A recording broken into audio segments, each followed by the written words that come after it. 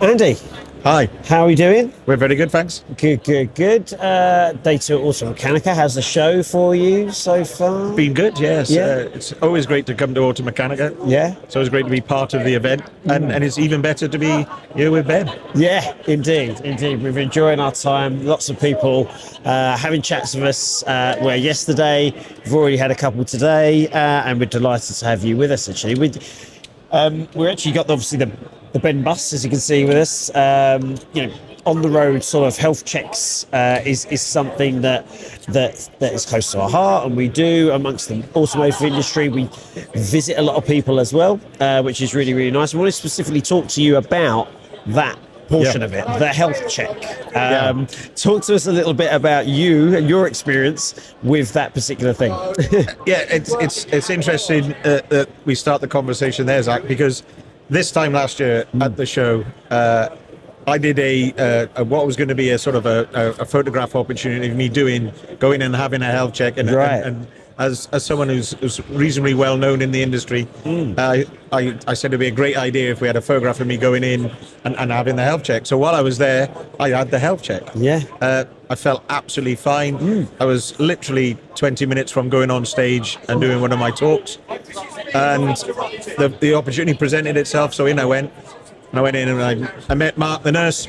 Yeah. And we went through the actual check. And as part of that, he took my blood pressure. And he went a funny colour.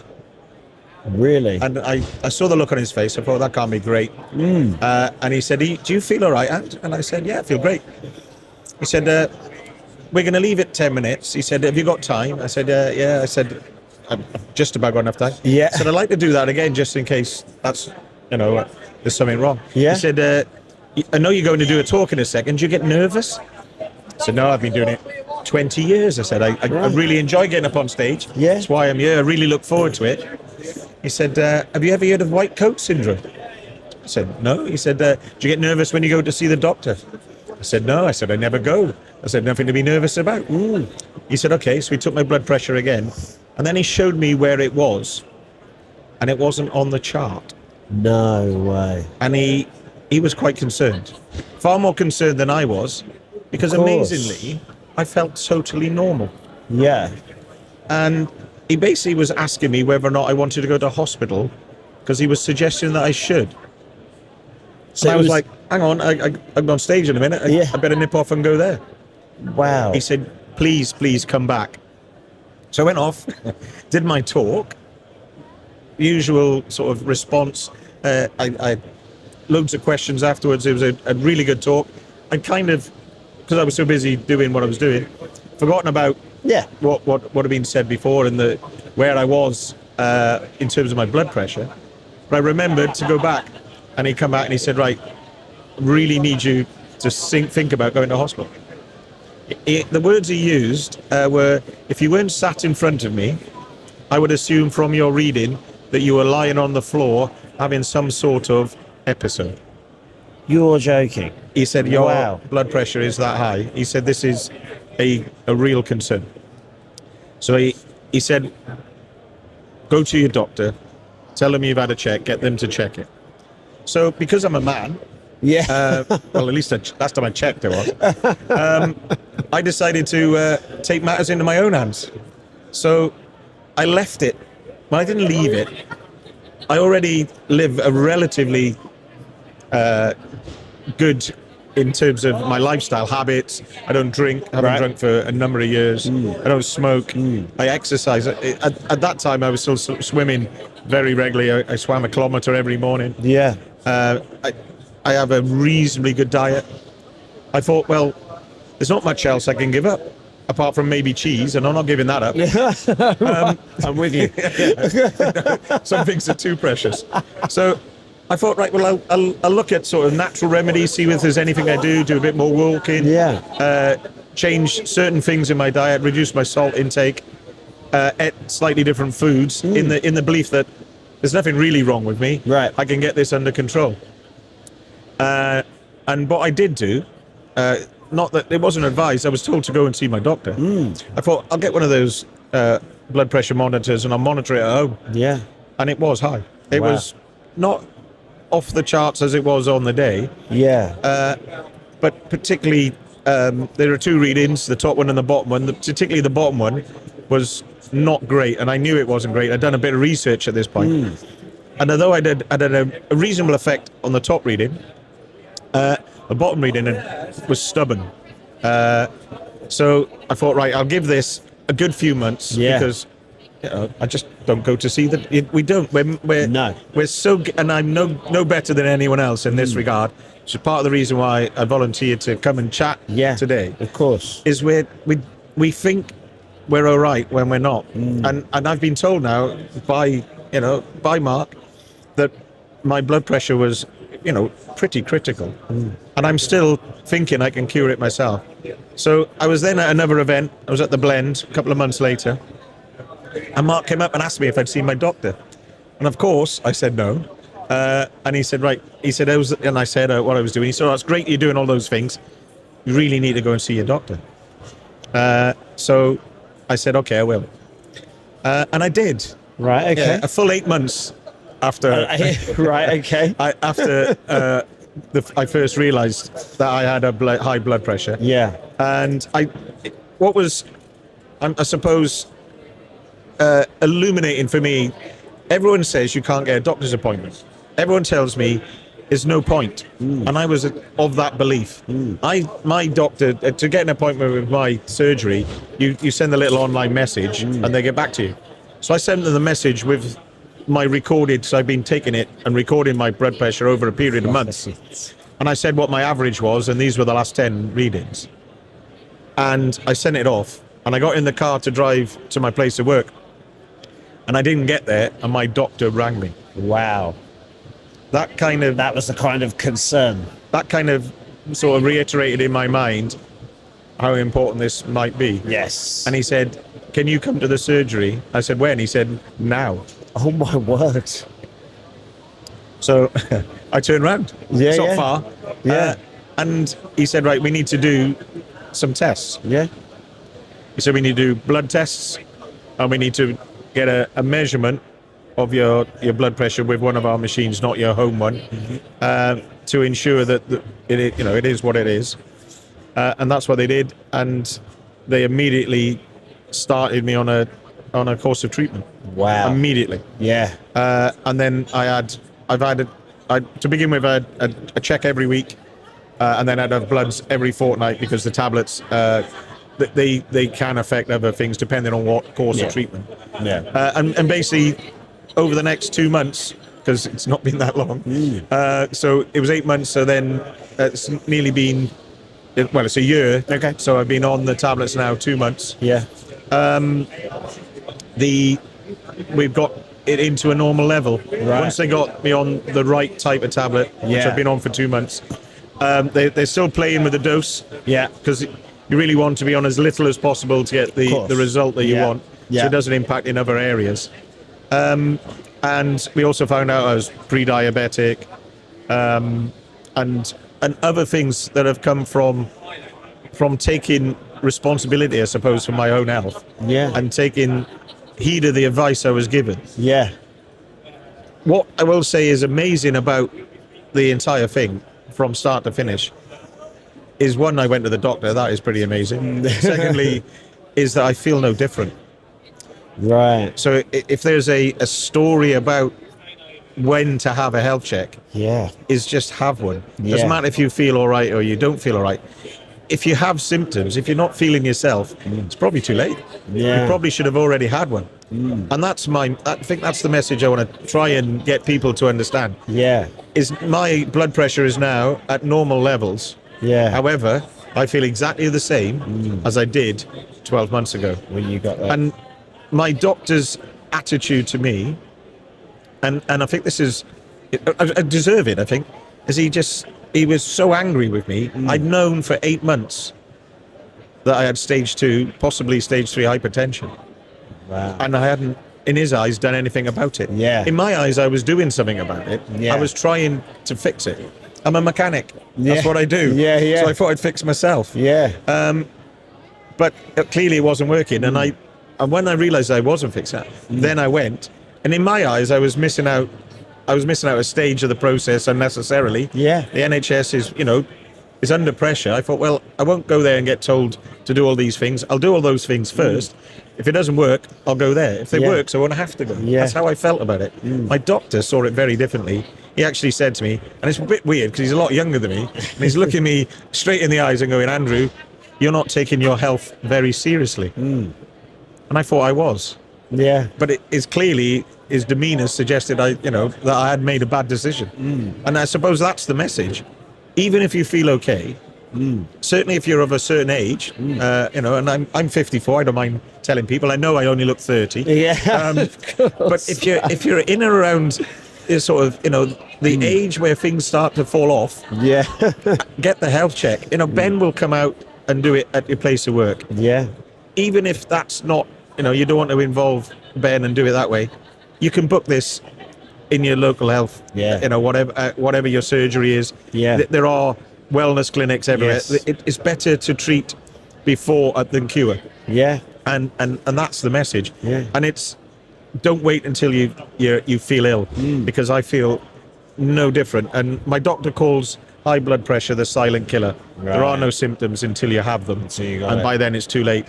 And then you're looking at and serious health complications associated with it.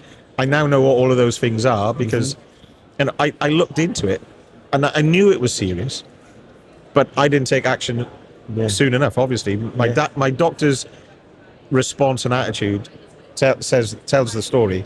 I wasn't taking my health seriously enough. And the really weird thing is, when I'm doing training topics and I'm doing talks around the country, I take my Ben packs. I talk about the Ben health checks. I encourage people to organise visits. I tell people this all the time. Wasn't listening to my own advice as usual. So, and I think that's the message. Even if you feel okay, I urge you to have the health check. Absolutely. It could, and probably may have, saved my life. Yeah, indeed it has. I mean, let's talk a little bit about that actually, because obviously you give talks here. We're all we're looking at a massive show here actually that's all automotive industry, and there's car shows and there's lots of other places that will be. Ben visit dealerships, garages all over the country every single week, and talk about this industry specifically. Very male dominant. Long hours, you're talking as a mechanic, long hours, quite strain on the body anyway, strain on it mentally tired every day. You need to unwind when you get in. That could be very late, and then therefore you're not going to bed till 1 o'clock in the morning. Up early again. We've got sales guys, got very strenuous targets to hit. You've got employees, all that sort of stuff to sort of deal with. I'm not saying that this industry is any different to any other industry, but we've got to specifically talk about automotive because of everything that Ben does. Do you think that there's a lot of people who would do what you did and think, well, I'm master of my own destiny, I feel fine, I'll just plough on because I'm actually too busy to go get that health check. I'm too busy to, how long, well, two questions here. So do you think there's a lot of people that actually would do what you did because they just claim to be too busy? And also, how long is the health check? What are these things, surely you can do both, right? You can. The question is, well, the way I look at it now, are you too busy to look after yourself? And that would be the first thing. And you're never too busy to look after yourself. When you're on the plane, the first thing they tell you to do is put your own oxygen mask on first. That's a good one. If you're asphyxiated, you can't help anybody else. And it's the same if you think you're the alpha male of your family, and you're the caveman provider. You can't do that if you're ill. No. And you certainly can't do that if you're having serious health complications that could be mitigated by having a simple health check. So that's the first thing, is you can't be too busy, because once you're ill, you make time to be ill. Because you have no choice. So it's better not to. So one that literally, so the health check I had with Mark at the show last year was like 20 minutes before I needed to get on stage. And I waited 10 minutes between two blood pressure tests. So it's not very, obviously you can have a little bit more of a detailed Of course, yeah. but it's some questions about your lifestyle, a blood pressure test, and then you can have an additional conversation about how you feel, and it's I think one of the things that everyone thinks of. Oh, I say everyone because not everyone knows who Ben are. Yeah, it's true. The people who do think everyone knows, but no. The percentage of people in our industry who knows what Ben offer is quite small, and that's one of the things. When I'm out on my trail, I'm trying to promote Ben. Of course. But I ought to maybe promote a bit more of the message and live it a bit better by looking after myself. Yeah. Is that the people who know of Ben think about the great message that Ben had been putting out over recent years about our mental health, but our physical health is equally important. 100%. Equally important. And it's interesting you mentioned, that our industry isn't any different to any other. One of the things that Ben revealed to me as a stat is we're the second highest industry for suicides. Yeah. And that makes our industry different. It's only the construction industry that's worse. Yeah. So we are different. It's us and construction, unfortunately, that lead that league table. Yeah. It's not a good place to be. No. And so it's not just about mental health and physical health. It's about all the other things that come with it. It's having that reassurance that there's somewhere you can go. There is a place you can turn to. Yeah. I would say a significant number of people who have worries that place additional stress on them are probably financial. Yes. And there are things that Ben do, and there are programs that Ben have that can help people with restructuring finance and taking care of things. And a bit like me being the male of the species and being just reluctant to go and see my doctor, we also reluctant to reach out for help in other ways. It's no different, I believe, and I think what Ben do in regard to that, in providing that help, is vital. But do enough people know? Yeah. No. I believe not. Yeah, absolutely. I mean, even if we want everyone to know. Yeah, everyone needs to know, and because of look what it's done.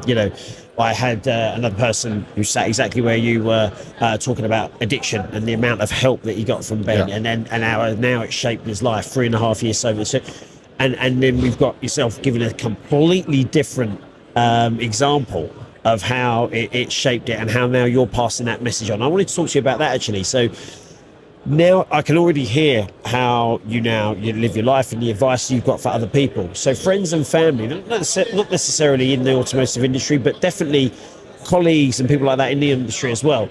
How does that change the way you speak to them? This example, do you tell them this example and be like, look, I was sat there ready to go and say, like you have with me.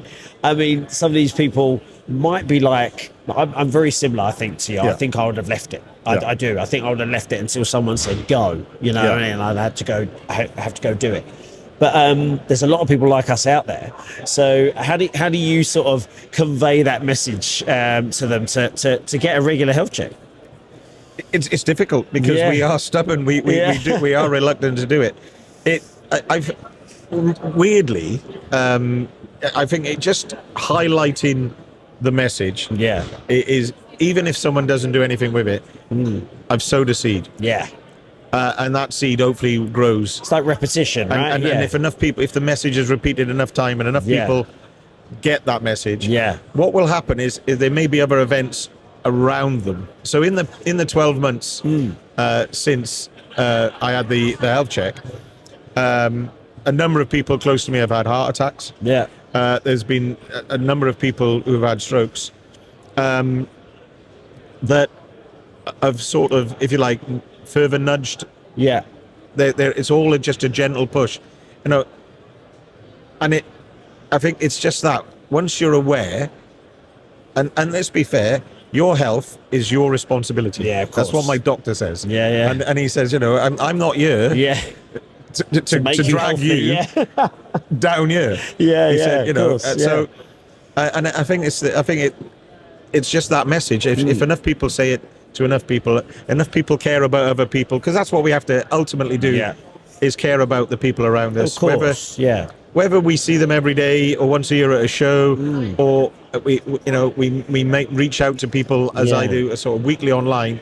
If we just keep that message, just keep nudging, eventually, someone will do something about it. And if this message goes out and one person has a health check, discovers something, takes avoidable action, then it's been worth the 10 minutes or whatever it's going to be sat here, isn't it? Or for someone to watch it, and this is the key thing, if you're watching this, think, should I go and have one of these wellness checks? The answer is yes. Absolutely. I think also it's refreshing to see through these chats within this industry.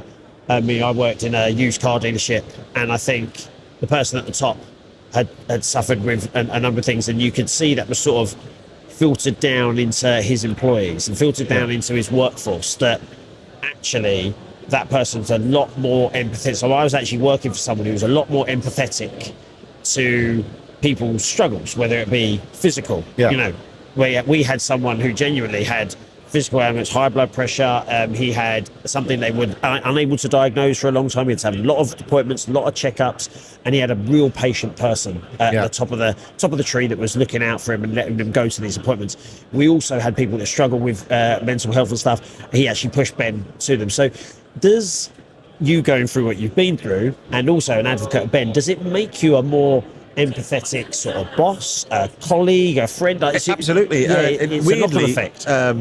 We had an employee not that long ago. He's actually at the show today. It was a very young man when he had the stroke. Right. And we supported him through his rehabilitation. And I think understanding and being an understanding employer, or even just being a good mate. Yes. Anything. You don't have to be a boss to care for someone, or to even, once again, little nudge. Have you gone and done that? Have you seen about that? How are you feeling? Checking in on someone. If someone's behavior changes, start thinking, mate, ask, are you all right? Of course. Because they're all the little things that make a difference. They're the things that make us, I suppose, human. Yeah, absolutely. And I think that old school mentality of the automotive industry, with people like yourself and other people we chat to, that little tweak of it and makes us a little better. And like you say, that stat is alarming. The second industry for suicide. Changing our behaviours in that way would just bring that down. Absolutely. And I think that's the one. So interesting about the health chat. Unbelievable story. So I've got a couple more things to wrap up our chats. So I'm going to wrap it up with first of all, what you hope becomes standard within this sector. So what is your sort of main sort of hope that we all do? As we've got dealerships, we've got mechanics, we've got all sorts of people from the automotive industry. What do you want to be a standard for this amazing industry that we work in? Oh, it's a great question. What I would like to be the standard is we cared about each other just a little bit more. I just think that we lose sight. Sometimes we're so wrapped up in what we're doing that we forget there are that it takes very little to be kind. Yes, agreed. I think that's a perfect one. Right, and I also have a question that was left for you by the previous people on the green sofa. So it was Tim Benson was one of them. So Andy, what would you say to someone who's putting off? Oh, here we go. There you go. We're going to sum it up in a couple of words then. What would you say someone who's putting off getting checked because they think they are fine? What would be your last sort of takeaway? The last takeaway. The chances are you might not be. No, go. Because the chances are you probably are going to be okay. Yeah. But in the 1 in 100 or whatever it is that you're not, you'll be glad you did. It's going to change your life, essentially. And it really has. And it really has. And you know what? It's prolong it and a health check is something that's very far away from a lot of our minds. It really is. And I'll say something, and even with mental health as well. My brother lives in America, and he was saying it's actually unusual for someone to not have a therapist Yeah. in America to speak to. I was like, well, the old British, like he's lived in America for years now. I was like, well, you know the old British way that we don't speak to anyone really. No. And this is the thing, Stiff especially upper under lip. males. Yeah. And he was like, yeah, it's kind of unheard of over here. And I was like, that's mad, because it's unheard of over here that anyone would go to. Exactly, I think yeah. if I said, oh, I'm speaking to my therapist tonight, you'd get a few people look at you, but oh, is there something wrong? And he'd be like, no. Like, for example, if you said, I'm just going to go for my health check tonight, I'd be like, oh, you feeling unwell? We'd be like, no, I'm No. not. And that's the point. Yeah. And hopefully I'll go for many more health checks while I'm still not feeling unwell. Yeah, Because that's the key to staying not feeling unwell. absolutely is. Andy, it's been an absolute pleasure. Thank you very much for No chatting problem. to us, and enjoy the rest of the show. I will try. Yeah. Thanks very much, Zach. No worries. Take care.